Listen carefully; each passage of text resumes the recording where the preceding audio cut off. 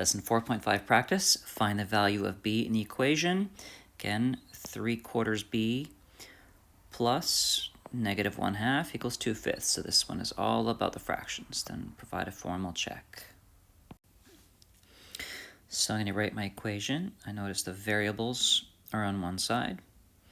And then my fractions. So I'm going to use the inverse 1/2, adding 1/2. I'm going to rewrite the equation to 3/4 b equals 2/5 plus 1/2. Now I need to get a common denominator over here. So I'm going to I can't just multiply one of them, so I can multiply the 2/5 by 2/2, and then the 1/2 by 5/5. So I'm going to have 3/4 b. This is going to be 4/10, and this is going to be plus 5/10.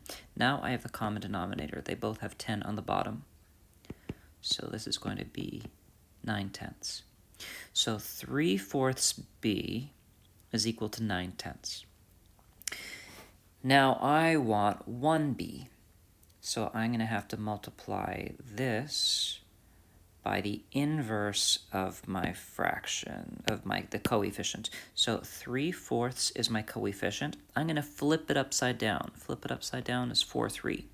And I'm going to multiply both sides by 4/3. Because this is going to get me 4/3 times 3/4 is going to be equal to 1, 12/12. So I'm going to be able to say that that's b. But now I have 9/10 times the 4/3, because whatever I do on this side, I have to do on this side.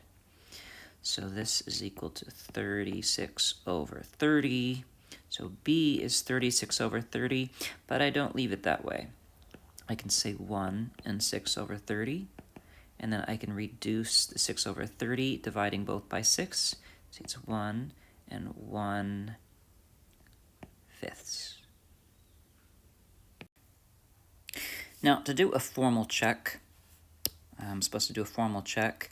My answer for b is 1 and 1/5, but it'll be easier to use the 36/30 when my check. So I'm going to go 3/4 over here, 3/4 times 36/30, and then instead of the minus 1/2, I'm just putting minus 1/2 is equal to 2/5. So if I take this one step further, I can simplify and divide like the top by the bottom, so I can reduce 36 by 4, so that's going to equal 9, and then I can reduce 3 and 30, and it's going to be 1 and 10. So this suddenly becomes 9/10. Subtract 1/2, I want a common denominator, so minus 5/10, which is equal to 4/10, which is equal to 2/5, and I've done my check.